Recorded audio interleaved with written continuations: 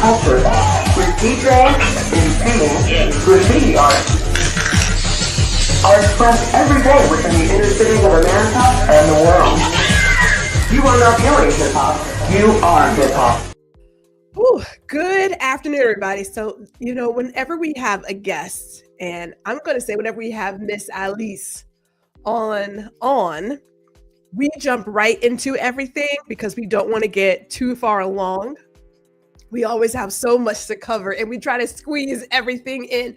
So let me just tell you what you're watching. You're watching Girl Listen, first of all. So it is 4 o'clock, 5 o'clock Central. This is streaming live to LinkedIn. So hello, LinkedIn. It's also streaming live to YouTube. Hello, YouTube. I'll get to the hellos pretty soon. I am Gwendolyn G.R. Houston Jack, and I want to share a quick story right now before I go too far and play this intro. But my mother is currently in the process of getting her passport. Okay, because it's been a while since she's had one. So I just want to make sure that's clear. But in the midst of sending all her documents in, going in, making the appointment to get in, paying for a picture, paying for the application, all that stuff, there is a letter from the State Department that says, hey, your certificate from Texas, your certificate, it doesn't have enough information for us to give you a passport. So you need to get another certificate from Texas, this long form certificate, for us to continue your application. And I was like, wait, what? So we can be upset, we can be agitated. At the end of the day, they are not going to go forward with giving her a passport without this new certificate. Now, I don't want to take too much time to talk about how the state of Texas was telling us that it would take 20 to 25 business days to get this certificate. That's another conversation. But there are a lot of people right now who are talking about the MEGA Act, the SAVE Act, and how having ID shouldn't be that hard and you got your documents. Well, my mother has her original documents. And the State Department said, yeah, we won't accept these documents to give you a passport. So we're going to have this chat today about these bills that are being pushed. One has already passed the House. I'm going to play the intro. We're going to bring on our guest and get right into it.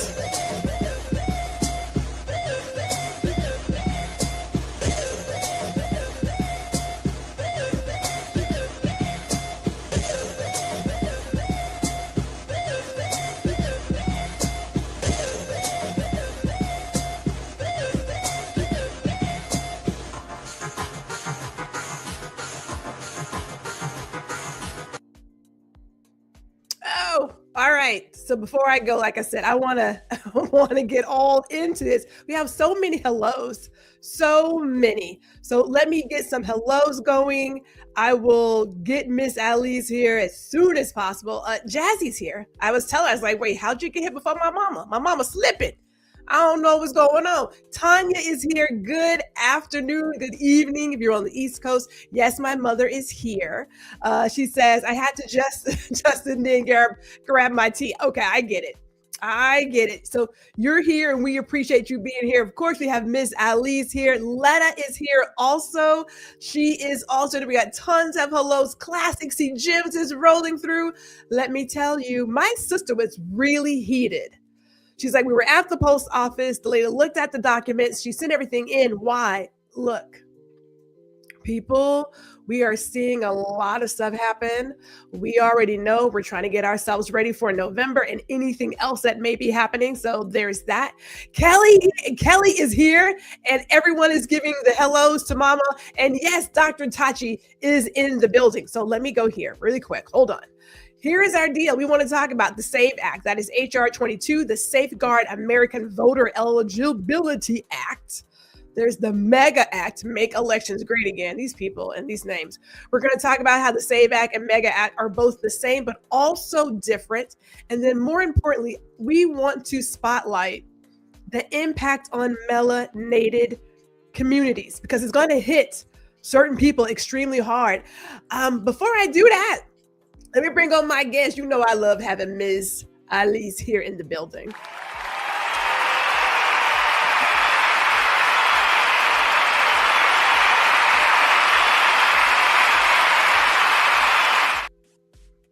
We We love a lot of applause. We love the applause.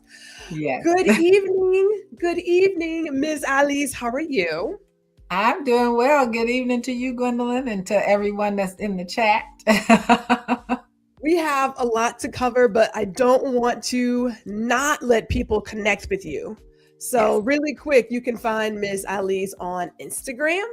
You can also find her on YouTube as well. We're going to share this again towards the end so that you guys can connect. She's always dropping a lot of great knowledge. And also, she is heavy on the art scene. You know what I'm saying? She's one of them people. She's one of them. So we want to make sure that you connect with her. But let's get right to the gist of it. The truth about the Mega Act, SAVE Act, and voting rights, because they are doing all of the things. Let's start with the SAVE Act first, shall we? This is HR 22. Again, this has already passed the House.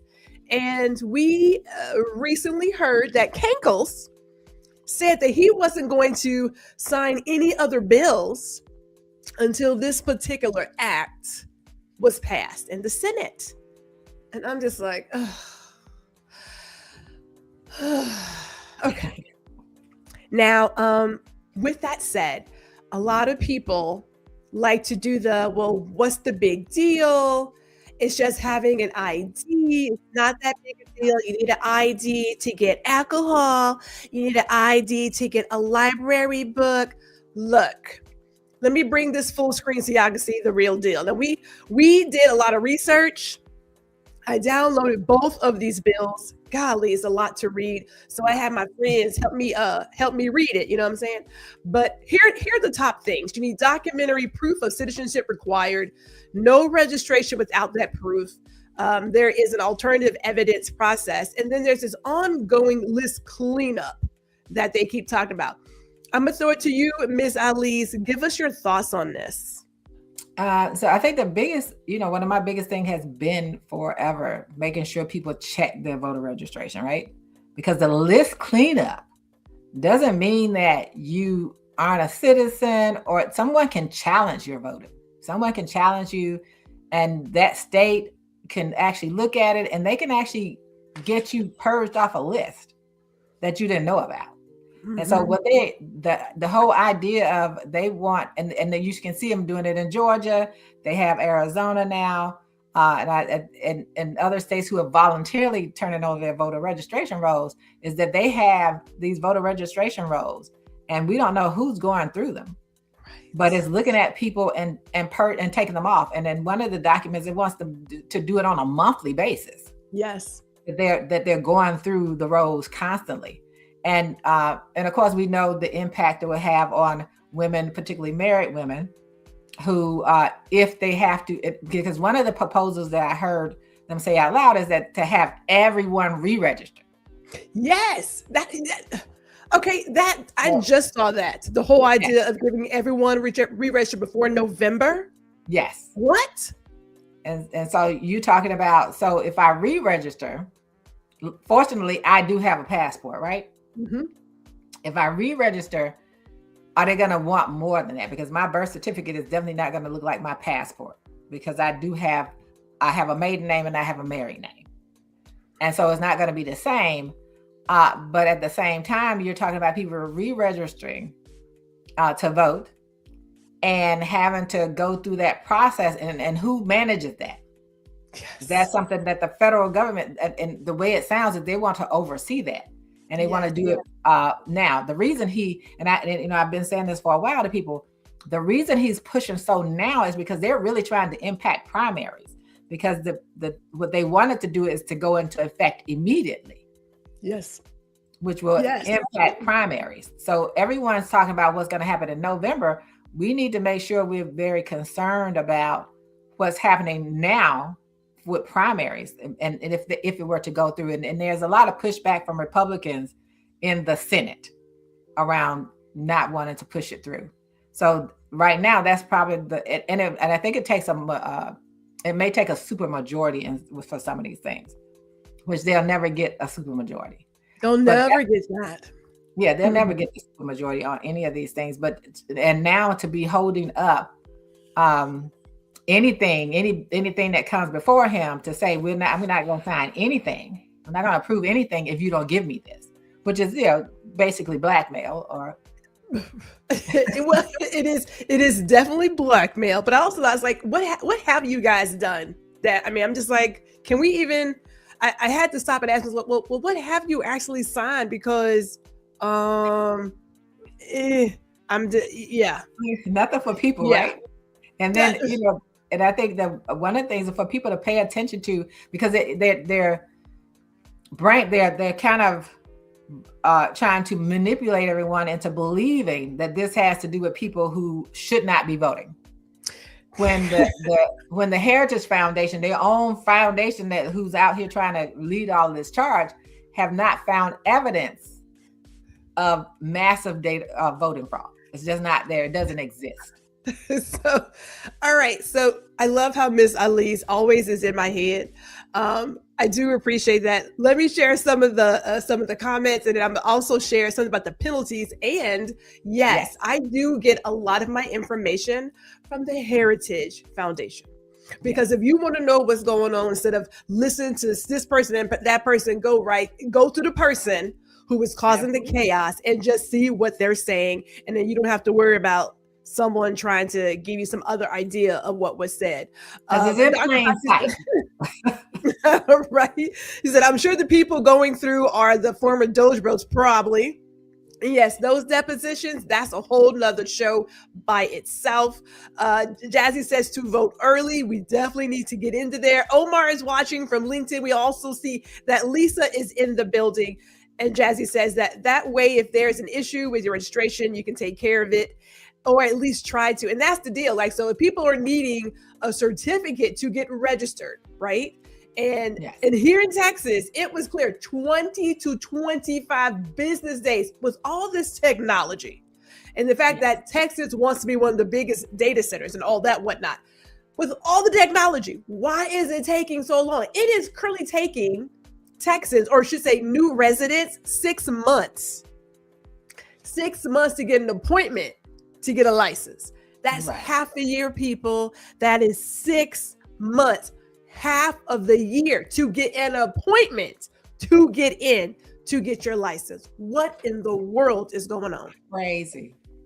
And we already know that our governor, he's already turned over some stuff. So let me do this before I'm gonna stop with Dr. Taji's comment. And I am going to bring up something since you brought it up, and we'll come back to it. But I did go to there is a chart. It's actually a state map, the U.S. map. And it has all of the places where the Heritage Foundation has found fraud. Okay? You can go look at it. I got it right there, electionfraud.heritage.org. You can go see it. Here's what they found. 1.1 to 1.2 billion ballots cast in federal elections since 2000. Since that time, they had about maybe between 1,200 to 1,400 proven cases of voter fraud. That is 0.000116%. That's virtually non-existent. There is no fraud, right? This whole idea of people are coming in and casting votes, it's just not happening. It's just not. But there are certain people who buy into the BS, and then we end up where we are. So before I turn it back to you, Miss Alieze, I will say this. One of the core ideas in the SAVE Act is that there is penalties, right? So there is a private right of action against election officials who register voters without required proof. There's a lot of private action in a lot of their bills that you can take action against somebody if you believe this happened. It's so ridiculous. But what say you? Yeah, so Michael, with that particular action, that one, the election official who may have done it, how do they even determine that? Like where's that information, and having them having to go into court and be charged for that? So how is that? Where do they get that information for it? So are states going to now be required to turn over not just voter registration information, but who registered individual voters? Because that's the only way you get that information, right? Right. So that when you part, think when about I was going through the multiple paragraphs and what have you, that part wasn't really there. And a lot of these bills I have found are really written loosey goosey. They're very broad, they're very wide, they cast a wide net, and they're not really clear. So people tend to act on the side of, I don't want to do anything because I'm afraid what might happen. Right. Versus saying, well, how exactly is that supposed to work? And I believe it's written that way on purpose, because if you're just afraid to take any action, well, then that also does what they want you to do, which is to not register to vote, not do any kind of voter drives. It stops a lot of activity from happening. And it also has the ones who are registering the people not want to register people. Yes. Yeah. So it has that impact, that the people who are afraid to go register and the people who are afraid to register people, which is the confusion and the conflict they want to create. Because the whole idea is to put out to so much misinformation and put all these vague rules in place that people don't understand at all. Because one of the things, like in going through this, people hear about the SAVE Act all the time. But most people don't hear about the Mega Act as much, which is far more restrictive in nature. You know what? This is one of those times, but I'm just like, Miss Alieze knows how to throw me the baton, because that's what's next. That's what's next. We got HR 7300, and this one, if you want to talk really putting people at risk and taking away your right to vote, this is it. This is voter ID requirement for voting, new voter registration and list maintenance rules, information sharing with the Attorney General, election security provisions. It bans on political activities in federal agencies. There is that post-election audit and paper ballots. And they also had a thing where they wanted to also ban, what is the one with the, I can't think of the word, the one like whoever's most popular, I can't think of the right word, it's in there somewhere. Oh, rank choice. You want to get thank you, rank choice. Thank you, rank choice. Rank choice voting. This one is the one that people should also really put their eyes on, because this does far more damage than just the SAVE Act. This is that one. When we talk about requiring requirements for voting, and I want to read this: voters must present a valid physical photo ID to cast a ballot in federal elections in person, with specific rules for absentee. We talk about the new voter registration, and I guess, let me not guess, that valid ID, yeah, that's a passport and a certificate with the ID. Like, they're very clear in saying that you need a passport. Yeah, and we know that sucker's pricey. Yeah, it's like, and half of America does not have a passport right now. Yeah, because I think it's like the people are saying it's like $180 right now to get a passport. But a lot of what's interesting, and which is one of the things, one of the reasons that some of the Republicans don't want to do, is they know that a large percentage of their constituents don't have passports. Some of them can't find their birth certificates. The birth certificate, like, we make this assumption that having your documents is so easy. There are people who don't have their birth certificates. If you've been in any kind of natural disaster, you may have lost some of those things. We take a lot of stuff for granted. Yeah. A lot. And we just assume that we are not the person they're talking about until it literally gets us right in the face. Something else on there is that election security provision, which says that it requires citizenship identifiers on driver's license IDs, requires courts to notify election officials when people are excused from jury duty for being non-citizens, and then mandates reports on foreign and domestic threats and preservation of election records. None of this stuff is happening. When you start talking about jury duty, like you're excused for non-citizenship, that's an interesting one, because I don't know how many non-citizens are actually receiving jury duty summonses. Because you have to be like, you're in a certain category of people to get them. At least they are in DC. Yes. I don't know about other states. It's like a role. It's like I don't know what they do in other states, but I know in DC you on that list, and a Stallworth household gets called every 6 months, which is crazy.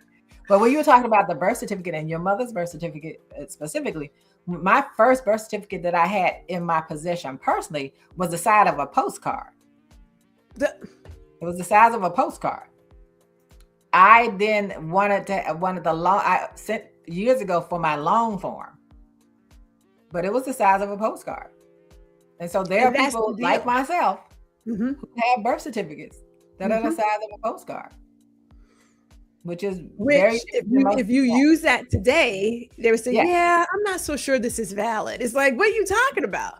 Like, I'm sorry, what? So again, there are people right now who more than likely have their original certificate. They're going to go in thinking, I have nothing to worry about, and then be turned away. Before I get to the comments, let me go over one last thing, and that's the paper ballots. Yes. They require paper ballots for federal elections. They limit who can possess mail-in ballots and how many. They abolish universal vote by mail for federal elections. It bans ranked choice voting in federal general elections, and it adds a barcode tracking and stricter rules for receiving, processing, and counting absentee and mail ballots. Yes. We haven't had any issue with mail ballots. And so, one of the issues is so we have relatives in Texas, right? Texas has it takes forever for them to get something that we send to them. Like, I don't know if Texas is testing slowing down mail or not. So that when you think about with the mail-in ballots, they're now saying it has to be postmarked by the election day. They've also, the Postmaster General has slowed down mail workers because they're no longer getting any overtime or allowed to go past their time to sort the mail. And then, your postmark has to be on there. So when it's postmarked. And one of the things that came out in the last election is some of these states that when they were trying to say about the quote unquote fraud part and what they were doing about adding the votes. Some of the states that were doing that were Republican states. Yes. They were not counting those ballots until the day after the election. They weren't counting them as they got them in. They waited until after the election to count them.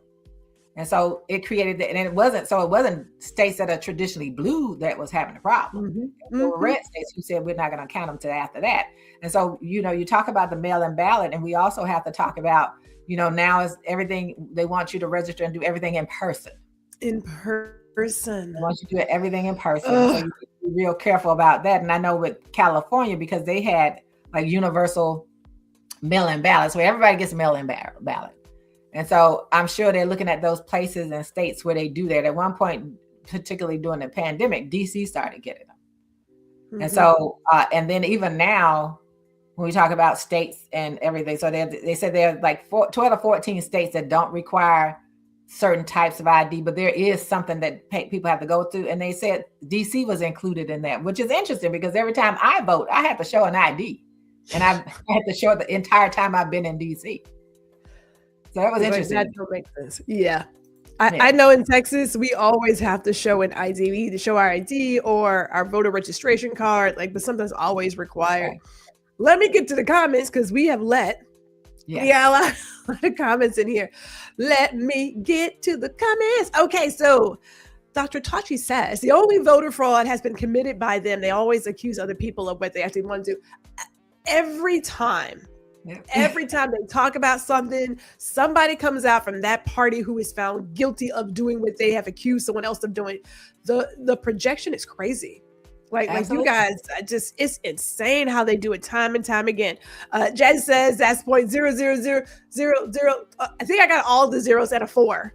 Voter fraud, which is literally 1,000 people over the past, I believe, 35 years. 35 years. It does not exist. It's just not happening. Yes, go to the source. Yes, go to your sources, people. Always. If you've ever done debate, that's how you do it. You go to the source and you use what they have against them. That's what you do. Absolutely. Hot Wheels is an absolute disgrace, just like on the Clanton.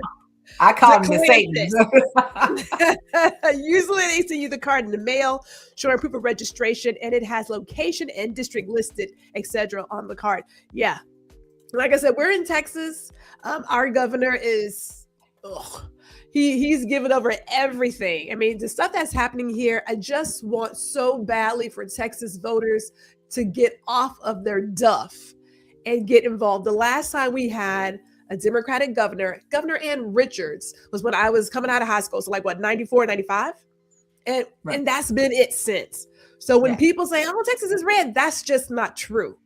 Texans just get a little lazy and we just stop using our power. But the fact that we have Republicans campaigning on getting rid of fraud and waste and making things right. Y'all been in office for like the last 20 something, 30 something years. So I'm sorry, what are you talking about? Like, what has it been, like 30 years? Yes, it's been Republicans. So there's fraud and waste. That's your party, kid. That's you. That's you. Texas is playing the big game without the SAVE Act. If they pass this law, Texas and many other red states are going to be a mess, a hot mess. Hey, Ron Foster is here. Love to all from Namibia. Hello, sir. Thank you for staying up with us because I know you are close to your bedtime. Very close. As Lisa says, I was in the vertical again. It's okay, Lisa. You're here. Speak the truth, near zero voting fraud. We got a lot of hellos coming in. This thing just stopped on me. It just stopped. Here we go. That's on purpose, G. They keep it big so they can confuse people. Yes, a lot. Absolutely. I mean, and we're talking like a number of bills around just all over the U.S. are written so broad that people are like, Am I on the right side? Am I on the wrong side? I'm just not sure. Let me not do anything. I mean, think about all the doctors who are letting mothers bleed to death in the parking lot. Absolutely. They're just not really sure. Or in the schools where you had school nurses not even giving kids Band-Aids because they weren't sure if that was going to violate one of the laws here in Texas about medical aid or whatever. They were like, okay, you can give them a Band-Aid, but nobody was taking anybody's kid to like have surgery. Okay. Absolutely. Do that. Absolutely. And that's, going back, thinking about Texas in this past primary and how they were, I always tell people that the testing ground for all of this are Texas, Tennessee, Florida. Those are testing grounds for whatever shenanigans they want to pull. So Texas, you get in there and now you got Republicans one direction, Democrats another, and Republican only sites, Democrat only sites. And like, what kind of craziness is that? And how does that, the thing is, how does that force people in the November election? Is that kind of stuff still going to exist? Because your ballot should have an option for both candidates. Yes. So how will this play out in the election? And when it comes to states like Texas being red, they're only as red as the people allow it to be. Yes. And when you have over 1 million people who don't show up to vote, who are qualified to vote, and as I was having the conversation with my husband, as I was talking about tonight, I said, we do realize that there were more people who did not vote than people who voted for either one of these candidates. Yes. There were more people who didn't vote than voted for the man who won. And Texas, for people who don't know, Texas is a state that has more folks with melanin than folks without. But you would never know that based on the optics. You would never know that based on the commercials and whatever you see when it comes to Texas. Check the numbers. There are more people here that have melanin than those who don't have melanin. I think it's 60% melanated from this data that I read. Yes. And so when you have over 1 million people who look like us, Black people who didn't show up to vote. Yes. And I don't know what's convincing you not to vote and then complain. You don't have the option to complain. And I think that the education is the most important part. The understanding of not being bamboozled is the most important part with all of this, because that's what these bills are for. You go and look in the mega bill, and then you got to make sure you're clicking all the links so you can see the parts that they took out from previous voting bills, right? You got to click all those links. Now, I did find one site called issue1.org, and it actually has a one pager that shows you the differences between the two. Oh, Miss Alieze, you've been looking at my homework. That's what you've been doing. You've been looking at my homework because I wanted to show the people really quick You can put them side by side. I'll probably put this somewhere. Exactly where I'm not really sure, but we'll put it somewhere. But yes, and we'll also get that. If I'll put it in the comments, Ms. Alieze, that one page site as well. Yeah, that we can give people as much information as possible, because there's so many things happening. It's easy to get overwhelmed and to just like stop paying attention. But you have the SAVE Act, you have the MEGA Act. That main focus of the SAVE Act is voter registration and citizenship proof, whereas the MEGA Act is a broad election rules, ID, mail-in ballots, ranked choice voting, and then overall agencies. When we talk about citizenship, yes, you need it for mandatory documents on the SAVE Act. And then in the MEGA Act is indirect through ID, data sharing, list maintenance. You need a photo ID to vote, not the core feature of the SAVE Act, but is a requirement for the MEGA Act. The MEGA Act, yes. That voter roll cleanup, yes, that's an ongoing removal of non-citizens. But on the MEGA side is a broad list of maintenance rules. It almost feels like they have a quota for how many people they can take off per month, if you ask me. Mail-in voting limits, not central on the SAVE Act, but on the MEGA Act, strong limits, and it bans universal vote by mail. Ranked choice voting, nothing on the SAVE Act, but on the MEGA Act, it bans it in federal general elections. And we'll talk about that impact really quick. We're going to get into how it impacts our communities. Federal agency, political activity, not addressed in the SAVE Act, restricted on the MEGA Act. And then the enforcement tools, private lawsuits and criminal penalties on the SAVE Act. And then on the MEGA side, civil enforcement, private action, federal oversight. And let me just say this really quick. These people who claim to be the good people who want to go out and enforce rules. What was it called? Citizens arrest. Let me tell you. Yes, citizens arrest. And I think about the Burbs. Citizens arrest. Citizens arrest. You're going to get yourself hurt. Absolutely. Look, you got too many people right now who want to quickly call the police and make some sort of claim. It's like, you just need to mind your business. To a certain degree, you do. Now, when there are real crimes happening, people are silent. Absolutely. Super silent. Yeah, absolutely. When we have things that have nothing to do with you all of a sudden, and do you belong in this building? Do you live here? Is this your house? Look. You don't look like you belong here. Let me not even. They have the one part in here that says ineligible voters. This is on the MEGA one. Ineligible voters who are purged from the voting rolls will be publicly available lists. Those lists would be public. What? Yes, that's in MEGA. And so the little sheet that they give, this is like, because people, you know how people are lazy.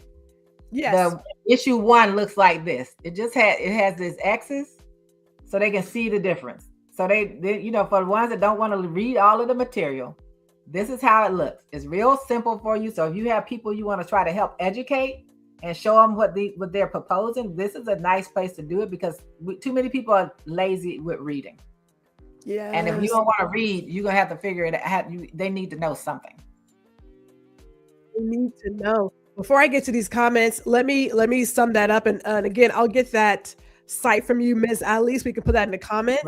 Right. Some of the choke points that was given from the research was that the SAVE Act is going to get you at registration. So if you don't have the right documents, you can't register to vote. So if you're a young person, maybe you're an older person who's like, I need to get up and do something, and you don't have those documents, you never get there. Whereas the MEGA Act is going to get you both on registration and voting, because you need your photo ID, plus you have to have all these other documents in place. And there is the maintenance and the mail-in ballots. So they are looking for multiple ways to disenfranchise people before you even get to the place of, can I get in there and vote? Yeah. Before we move on, we got so many comments here. If you know that you can't win without playing reindeer games, doesn't that point to your mediocrity? Never mind. The mediocre can never think on such a deep level. Look. It is amateur night at the Apollo. I mean, it is. There's so many things going on. We aren't even going to mention what is happening in Virginia with the KKK handing out flyers to confuse. Oh yes, I saw that. Right. saying it's Jim Crow. Ooh, If you vote yes, yes, it's returning to yes, Jim Crow. using all the key phrases. Yes. Using all the key phrases. Ooh, jazzy. And she says it's $134 passport. Thank you, ma'am. Right. If you expedite it, it's $185. If you expedite it, those types of people in the red states only go to casinos and rodeos. They don't have passports. They look, I'm not.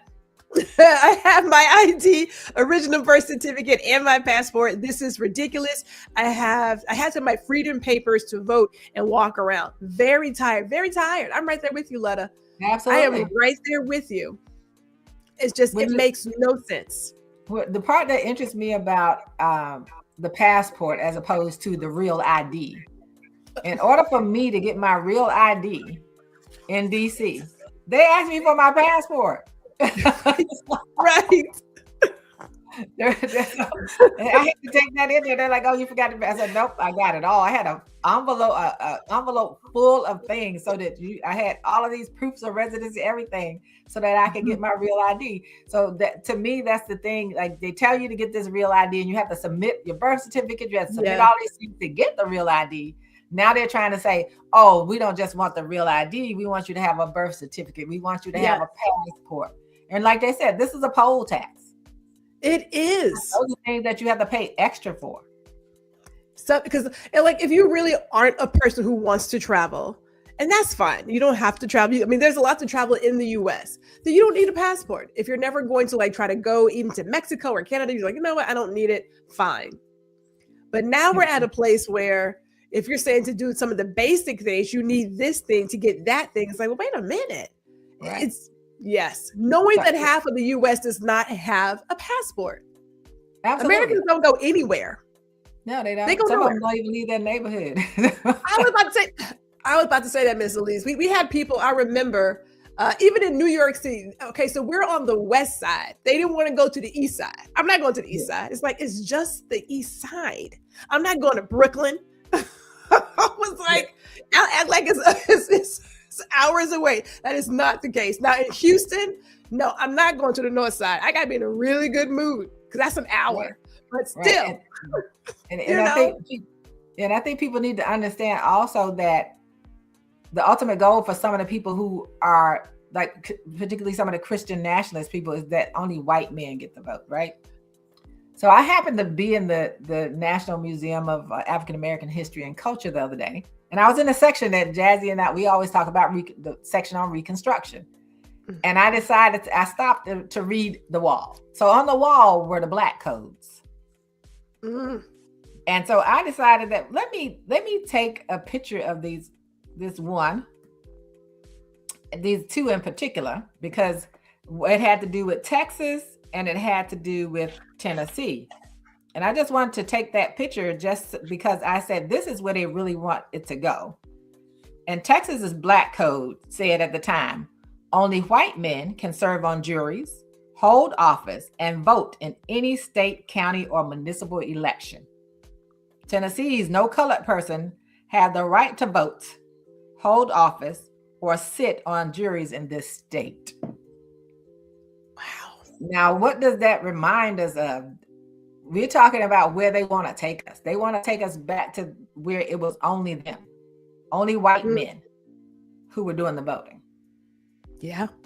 And that was those were the Black codes. So if people want to talk about how far they want to go back, most people go, oh, they're trying to take us back to the 1960s. No, they're trying to take you back to pre-Reconstruction.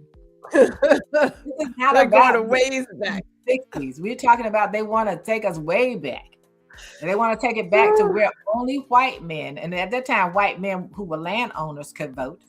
Because, you had the poll taxes, you had can you recite the Constitution? And they grandfathered illiterate white people in by saying, oh, since your grandfather voted, you can vote.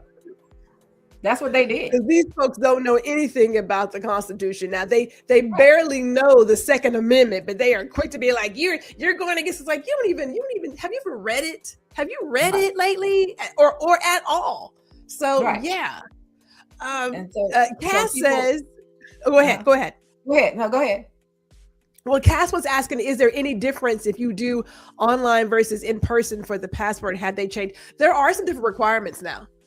So like if you needed to, if you've never had one, or if you've had one but years ago, yeah, you have to come back in and do it all over again. And you have to do it by appointment. A lot of things nowadays are by appointment. I remember when I moved, I did lose some of my documents. So I had to get some new stuff, but I was able to go down to the office. Was that the office of vital something information, Vital whatever? statistics, Thank you. And I picked up a certificate like quick, fast, in a hurry. Yeah, that's gone. All that's over. Everything is online now, and it's online, but it still takes you darn near 30 days. But that's the point, right? That's the point. The point is to try to make as many changes as you can to make it challenging. So, as we talk about this, what we have to say is right now there are Republicans on Capitol Hill who oppose this. And so, we'll see how long they hold that. But you also need to make sure that you know where any documents are that you may need, because you never know what you may need those documents for. Make sure you have your documents no matter what.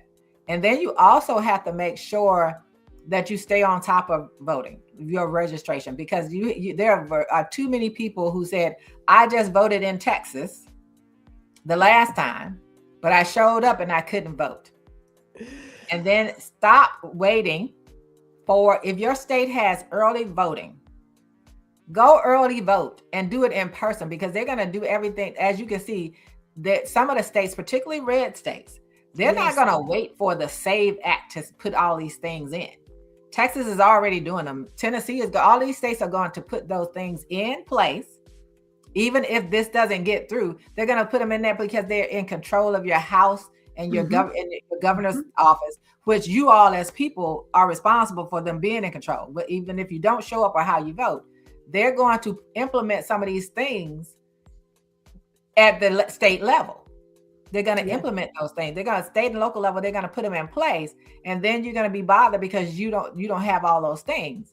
Because ideally, it's supposed to be the state who controls the election. But this, what people need to understand, this is about federal control and federal takeover of things. Yes. And so as you go through it, make sure you're doing that and don't miss days, and don't end up like the woman. I was so irritated and frustrated with the woman in Dallas crying. Don't cry, because you had all of that time that you could have voted early. Yeah, there's a change. There is a need for a change in behavior. As Lisa says, there are 1 million Blacks in Harris County, but only 189,000 voted.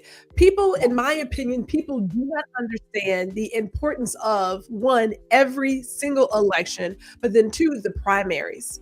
People think, well, I only vote every 4 years for federal. It's like there are so many things happening. And if you want change in your community, that's on a local level. Right. That's local. That's your school. Right. That's the police chief. That's all the people. That's on a local level. And we clock out. How do we get our community to get involved again? That's a different conversation for a different day with a different cocktail. Right now, I'm only drinking ginger beer, Lisa. So I don't have it tonight. I don't have it tonight. A little stronger for that, right? I'm going to need something a little stronger for that. Because we have to find, I recall my parents, my father, my mother, when we still had newspapers, we sat at the table and we went over what was up for election, like who was up for election, what resolution, what bills, what was the plus, what was the minus. But if that's not modeled for you, how do you ever get into it? And if you remove a civics class from schools, how do you tell young people that, hey, you need to get involved in your community at a very early age? How do you do that? Because I got it when I was in high school. Junior high, I had junior achievement volunteers. By high school, we were already in. So, like I said, I spent my junior summer going into senior year with junior statesmen. I was going to be in politics. But when you start doing that early with young people, you get them excited and you get them engaged to be active in their community. And when you remove that, then people are like, so what's the point? And let's also add to that, and we'll have to put a pin in this, but when you have other people who look like you, who tell you there's no need to do anything, mind you, they are raking in millions Absolutely. Absolutely. To tell you that. they're regular time. But, going back to a point that you made about the midterms, one of the things that really has them trying to push all this stuff through right now is because they understand that more people are more aware of the importance of midterms.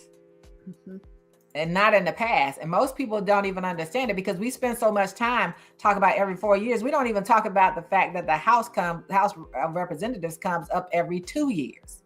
Yes. And that there are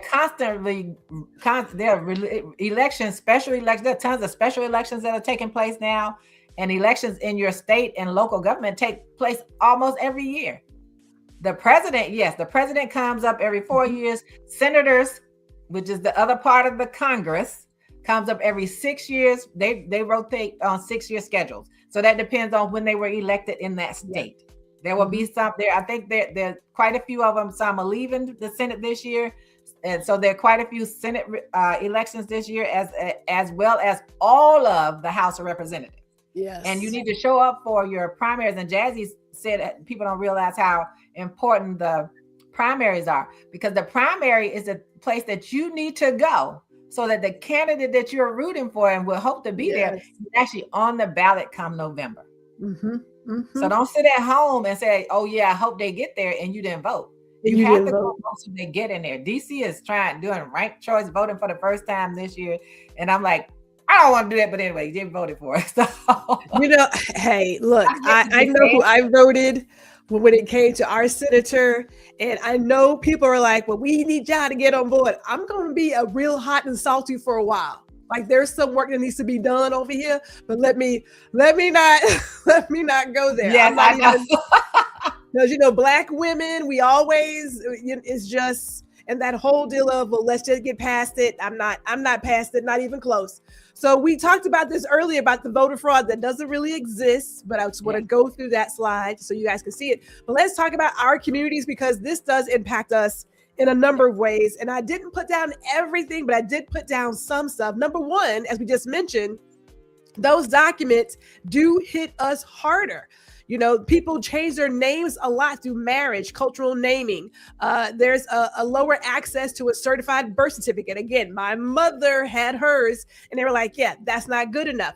There's also a highly likelihood of mismatched records due to clerical errors and that anglicized spellings. Let me tell you, my middle name was not spelled correctly on my birth certificate, but I've adopted it since then. But there's a lot of names that are not spelled correctly on certificates or have been adjusted by somebody who didn't understand.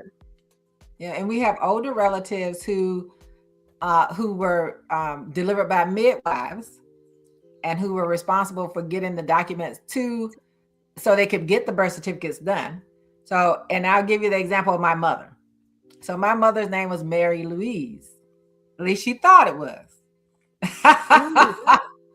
Until she went and pulled her birth certificate and found out the midwife had named her Alice. What? Yes. So she had to legally get her birth certificate fixed to reflect the name that she had been using all of her life, because that's what my grandmother said her name was. And so you never know. And then there are lots of, I'm sure I'm not the only person who, when they got that birth certificate, I'll be 70 this year. When I got my birth certificate, it came like a postcard. And I think I still have it. It didn't have, it had my, where I was born, it had my parents' name on there, but the full part that, like the long version with everything else that your mother has to get now, all of that wasn't there. But I got it later on because I was doing some traveling and made sure I had the long form. So there's still people out there like me and other people who have that small birth certificate who have to be careful. We have to make sure our relatives have those things in place so they understand it if people try to challenge them, because I promise you is that what the federal government is trying to do, these red states who are controlled by all Republicans are going to try to do it at the state and local level, regardless of what happens at the federal level. Yep. They're going to, because Texas is already doing some voter suppression So they're going to do it. They're going to keep doing it. And so we have to make sure that people are prepared for that and understand how it impacts us, because we don't always have everything in place or know where all those things are. Yeah. And then, and how many people have made sure they got, gotten their real ID. We got my granddaughter's real ID, and she's still in high school, but we took her to get that. Yes. And most people aren't thinking about, I have an 18-year-old, they have a school ID, but they haven't thought about, well, maybe that 18-year-old, if they're not, especially if they're not driving, may need to go down there and also get their real ID, because this will be the first year she'll be eligible to vote. Which is a great segue to Cassie's question. She says, are there any suggestions or difference to consider for children in regards to passport? My father got us passports when we were younger because we were going to travel with him. So you can get them. Once at a certain age, you can apply for them or what have you, but you can get your kid a passport today. I mean, just you can get them as or long a passport card. You can get a passport card versus the passport book. Is that when they're younger, they switch over every 5 years, because of course they're growing. Once they hit like 16, 17, then they get the 10-year one, because we just had my granddaughter renew hers, and she has the one that lasts 10 years now. But it's every 5 years when they're small. And then they get the one like the adults, and it lasts 10 years. So yes, you can go out there and get passports for them. Your 18-year-olds can get a passport, and it'll be a 10-year passport. So I would advise people to do that. If you have an 18-year-old, particularly 17 to 18-year-old child who does not have a passport, even if you don't think they're going to travel soon, get them a passport, and they can get it now, and it'll last for the next 10 years. And they'll have all of their correct documentation according to these people. They'll have their original birth certificate, their name, and if they don't down the road they want to change it, then they can change it. But yes, you can get all those things done now, and I would encourage parents and guardians of young people who will be voting for the first time this year, regardless of where you live, to try to get that if you can. And I know, and Jazzy and I talk about, and everybody talks about, everybody cannot afford $130 for a passport. And they know that. No. Most of the people in West Virginia probably don't have one. I'm not being stereotypical, but they probably don't. So yeah, it's just being real talk. But that's a great segue into this one. When we talk about how else are we going to be impacted, it's a roll purge. The roll purge is another one when they look for, have you been on any jury duties, looking at the DHA's databases, state ID, the vital records. People have had their name adjusted, or they could be flagged incorrectly because of their name. It could be outdated, mismatched data, errors in state databases. And those people who have melanin tend to get wrongly purged, often without any knowledge until election day. As you mentioned, that young lady who was crying and stuff, it's like, you got to check your stuff. And we said many times, check your registration. Make sure you're actually still on the roll. I don't know why people wait till last minute. You have people who, I can't remember who told the story, but they went in there and they couldn't, we can't find you. What do you mean you can't find me? I'm in there. I have an ID. I have a license. I have a passport. I'm there, but we can't find anything. And on this one that you have, the first bullet on these systems historically mislabeled, naturalized citizens being incorrectly flagged as non-citizens. So if you're a naturalized citizen, you need to pay close attention to that. You need to make sure that you're not mislabeled, because you are indeed a citizen, and not be, and then therefore be turned away and told you cannot vote, particularly in federal elections. Yeah. And if you want to know federal elections, we're talking about House of Representatives. Those are all your Congress members, House of Representatives, and your Senate representatives that are federal, and the president. Those are your federal offices.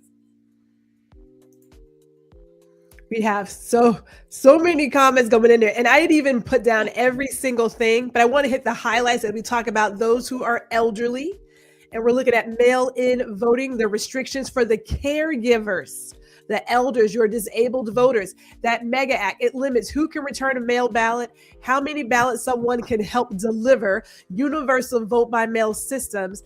Black people, let me not say Black people, Black women do a lot of caregiving. That's children, elders, disabled family members. There's a lot of people who rely on community ballot assistance. A lot of folks live in transportation deserts. And Black and brown elders often depend on mail-in voting for mobility reasons. If let's just say, if that was to pass, that's a lot of folks who are going to be disenfranchised. And they know that. They know that.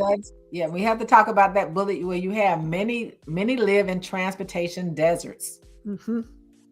And we're talking like DC has lots of transportation, but their communities. I know Jazzy talked about where her mother lived when she was in Arkansas and how far the polling place was from where she lived. And how, and they move our polling places. They moved them in Georgia. They did all those things. So people had to go further out to find those polling places. If those people don't have a way to get there, a lot of them aren't even going to go vote. So sometimes it's not that in some cases they're not voting because they can't get to where they moved the polling place. Where in these suburban white communities, they can just walk in and vote, where you have a long line because they reduced the number of sites and then people can't go to the sites. Mm-hmm. Some of them are the transportation issues that's keeping people from going to voting. When my polling place is 20 miles away. Yes. That's a long way when you're living in some of these rural communities. Yeah. So that transportation is a big issue. And that's where the busing back in the day came in handy.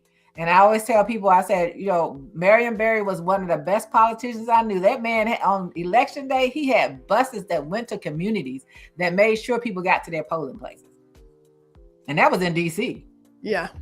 And that's like these kinds of this is the time where people really do need to get back to a sense of community.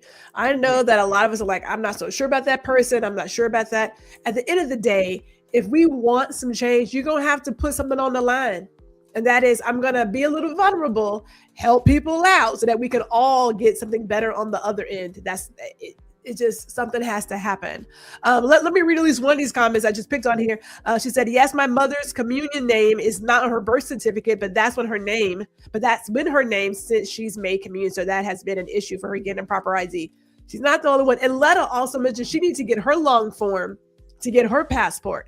Mm-hmm. So 'tis the season to get all of your documents in order. I know that money's not easy to come by. I'm not even gonna lie like that. But my husband and I were saying, people need to just go ahead and now that you know what it is, you are peeping game. Right. Let's all play. Talk to your loved ones, figure it out, do a pool, and everybody takes the time to get it. But now that we know, let's get ahead of it because now we know. As Ron says, everyone.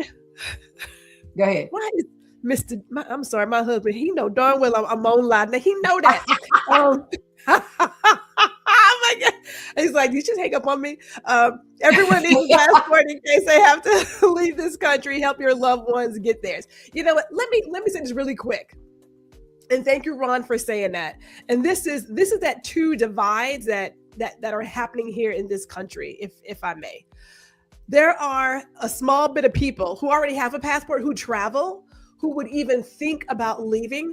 The majority of your American citizens are going to be in this pot. We're in the bucket. It's boiling, right? So in my head, could I possibly leave? Could me and my husband possibly leave? Yeah, but we got grandkids here. We have kids here. They're not going anywhere.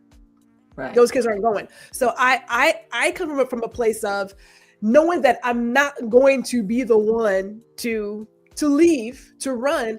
I'm like, I'm going to get in these trenches and figure this out because that's the majority. The majority of us are not leaving this place. It's just not going to happen. Even if you really said, okay, what am I going to do? There's going to be a place where some of us going to have to fight for something. Yeah. And a large part of our communities can't afford to go anyplace. We talk about everyone getting a passport.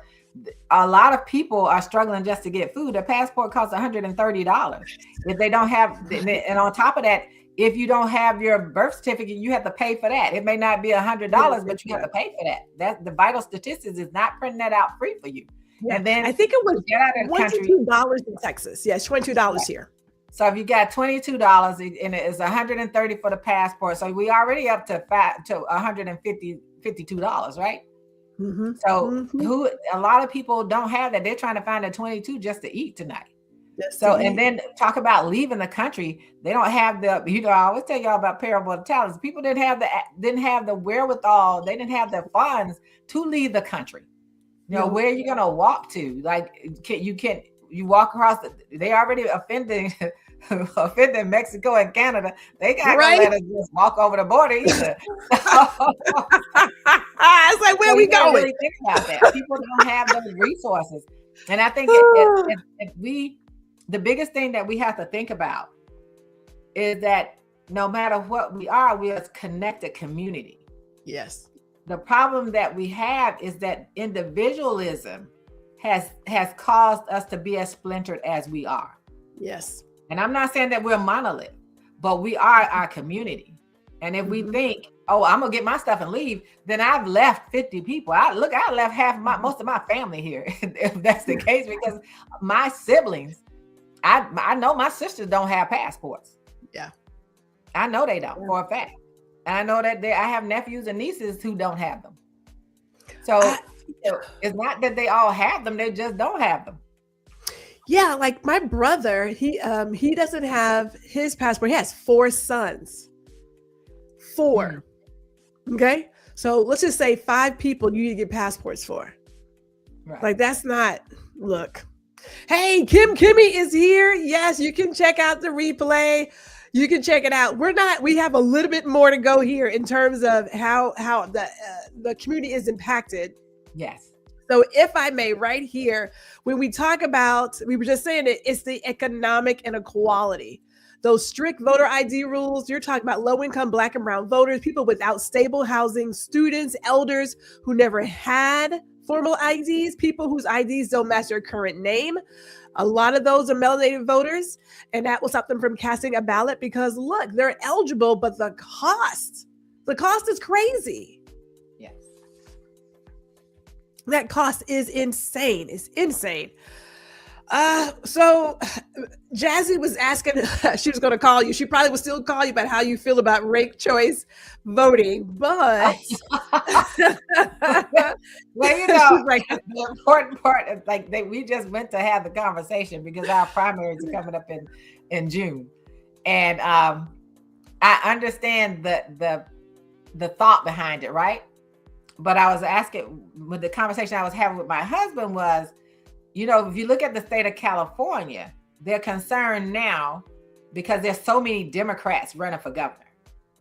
So, and they had this issue out in will it forces these runoffs? Their concern is, will it, because you're doing ranked choices, because the Democrats are watering things down so much, will there be Democrats who meet the threshold to even get to a runoff when you have 8 to 9 people running? So that's where the issue comes in. It's will they meet the threshold to even get to a runoff? And if there's a runoff, will it just be Republicans in the runoff? Got it. Okay. Because there's so many of them. So, and that's the question we did not get to ask the other night, to find out when we do it, is everyone who's running for mayor going to be on there? And the ranked choice decides who is in there, because we can't naturally just assume that it's going to automatically be Democrats. If everyone is on one sheet and you just ranking everyone. And that's the concern they have in California, is like, it's so many Democrats running for governor out there in the primaries that there could feasibly be no Democrats running at the end of the day, because they have so watered down and they haven't met the threshold for even a runoff. I never considered that. Oh, I never considered that. Okay. All right. Yeah, so that's what we're waiting to see, is how the document actually looks. Like it tells you have 5, you can do 5, you can rank 5 people. But I think it may be maybe 10 people running for mayor in DC. And so what happens with how that works? So they only showing you the simple way. And so we needed to ask the question, because and I thought about it because of the concerns that the people have in California about ranked choice right now, and all of the Democrats were running. Are they going to all be on that one form and we're ranking everyone?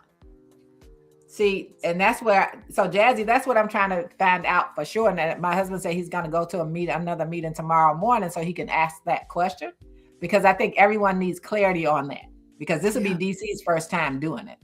And I know what happened out in LA when they had the mayoral race the last time, and the guy who flipped from being a Republican to a Democrat because he knew the people would probably vote for all these Democrats so that he could push for a runoff with him and the mayor. And so these people, because I'm watching what they're concerned about out there to see how it impacts all that.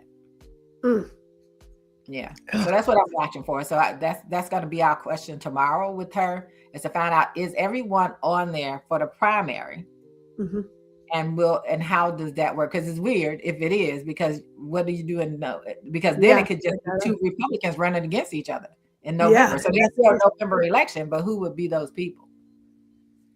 So that's I had never considered that.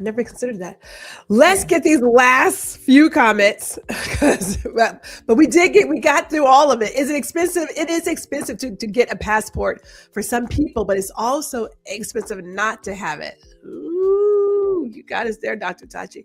Hey, Bryson, what is going on? As Jazzy says, to get a long form of your birth certificate, it can cost $68 plus the passport. Yeah, see, in Texas right now, it's currently $22. But we know that depending on your state, it's going to change in price. So it's money. At the end of the day, it is money that they know people are already stressed and don't have. They can't even leave the state, let alone the country. Cass says here, where will they invite us? Oh, where would they invite us even if we had the passport? What a mess. They're trying to isolate us. Some sarcasm. Yeah, I still like Canada. I still like Mexico, but this guy is doing the most. I think from my experience, we won't be the ones have the problem if we decide to go someplace. No. Not the people that look like us. It'll be more other people, because they're not going to trust other people because they're so arrogant now when they go to these countries. Ms. Alieze, I was going to do my donkey of the day, but I think the donkey of the year is Kenkel and his whole entire regime. Go from, you're out here starting fights with people just because you think you can. You big bad Billy, you know what I'm saying? Knowing good and darn well, none of your kids are going to war. None of your people are going to war. You're not going to lose anybody. And then you go from, this is just a short-term pain for long-term gain to, when the prices go up, we just make more money. I'm sorry. Who is we? Who's this we? Who is because this? His son just made some money. His son made money off the gas prices going up.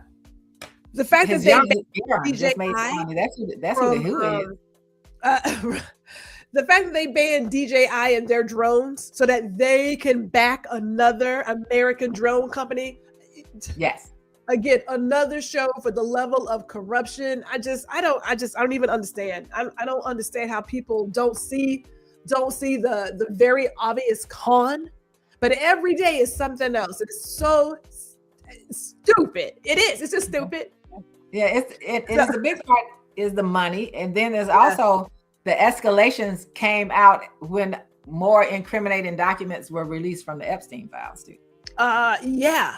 But you know what? Let me say this. I'm gonna, before I go to our upcoming events, I was telling Lisa, I don't want to hear a person talk about imposter syndrome, not ever again. Because if you can have all these people who are clearly unqualified, making life-changing decisions for the entire world, you couldn't be the fraud. Not even close. Could you ever be seen as the fraud? Give me a break. I want people, when it comes like DEI, talk about it with them. Tell them who the DEI people are, because it's about people who aren't qualified for jobs. You say you want to do everything merit-wise, and none of these people are qualified for any of the positions that they have. And there are videos with them side by side next to the people that they replaced or were pushed out. None of these people are qualified. They are what they talk about, and I think that's the biggest thing about this group of people is that everything they say is an admission. It's an admission. It's admitting what they do. Everything they talk about, when you start seeing all of the stuff that happens, they have done it. The fraud. One of the Republican politicians was caught trying to cheat voting. When he wanted to vote, he tried to vote in 2 different locations. That's where fraud came from. He wanted to go to 2 different locations, and he was a politician. These people, I swear, it is them. Everything they say is them. So all you have to do is reveal it.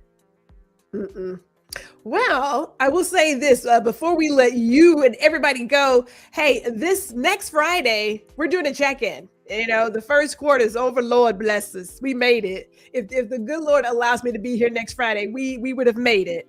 But we're doing a quarter one check-in because it feels like 15 years. My gray is graying right about now. It's getting really white. And then if you haven't got on the email that you can get on the list, it's spring break next week. So I will be in the spot since the babies don't have school. They were like, it's spring break. I was like, it is. They're like, yes. They were quick to tell me we're not tutoring next week. I was like, okay, my bad. Lisa kind of answered for the question on ranked choice voting. She said they separated. I'm assuming separated for primary, and then they rank. Did they rank them in the November election? Is that where they ranked them? Is that where they rank them, Lisa? If you want to share some more details, how they rank them. You want to share some more details with us? Cass says here, I may have to start using my YouTube page. My other platform doesn't sound when I try to listen. Glad I caught you all here. Hey, we are here. Ms. Alieze, as I said before, let me get your details up right quick before we let the people go about their Friday evening, their Friday. There it is. I was like, where did I put it? I put it here somewhere. Here we go. Let me put it up here. Yes, you can connect with Ms. Alieze on Instagram, and you can also connect with her on YouTube as well. And we are always grateful for having those who have, some really valid and reliable information to share it here with us. So thank you, Ms. Alieze, again for giving us your time. I'm always appreciative of any time you share with me and my community. Our community. Always appreciate being asked. Invited. Always great to have you here. And so everybody, don't leave because I know you good for leaving, Ms. Alieze. Everybody. I'm not gonna leave. She'd be gone, but she'd be like, deuces. Thank you all for tuning in. If you're watching the replay, thank you for watching the replay as well. Please do your due diligence. I didn't get that link. I'm going to get it from Ms. Alieze afterwards. I'll put it in the comments and also in the description.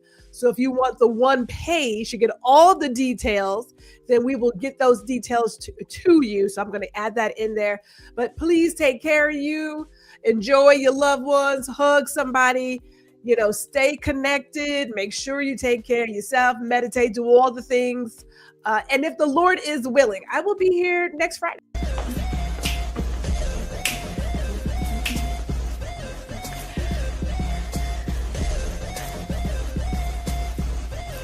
Hey, it's G. Thank you for watching this episode of Girl Listen. Be sure to catch me every Friday at 4 p.m. Central, 5 p.m. Eastern. And while you're here, I cordially invite you to like, share, and subscribe to my YouTube channel. See you all next week.